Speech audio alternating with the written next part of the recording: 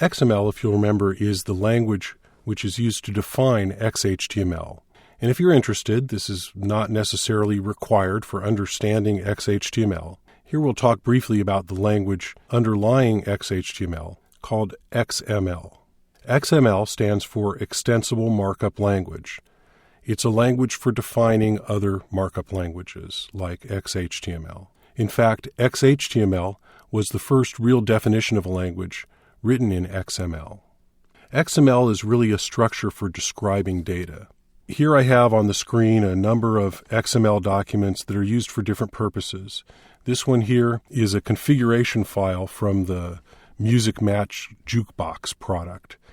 I just pulled it up out of the configuration directory, and it's just got a bunch of definitions of data in it. You notice the first line, and this is required in all XML files, although it doesn't actually appear in all XML files, is an XML declaration that says that it's this version of XML.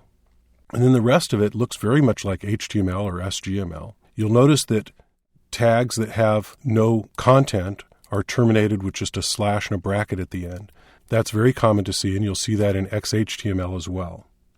Here's some other ones. Here's a configuration file from a file transfer program I use called FileZilla. And here's one that's used by Macromedia applications that's used to translate file extensions into Mac Creator types. It's sort of a translation file. This one here is part of the Mozilla web browser. And this is something else that I found that I'm not even sure what it's part of. Oh, this is part of the Windows Media Player. So everybody is using XML right now. It's a very convenient language for describing data. But the XML definition by itself is more or less a blank page.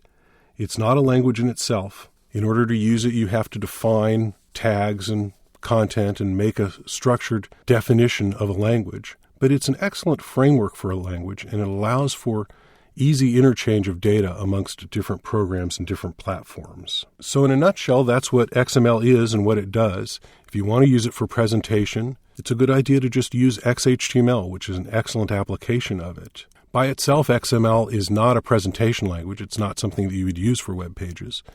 We would use XHTML for that, and that's what this course is about.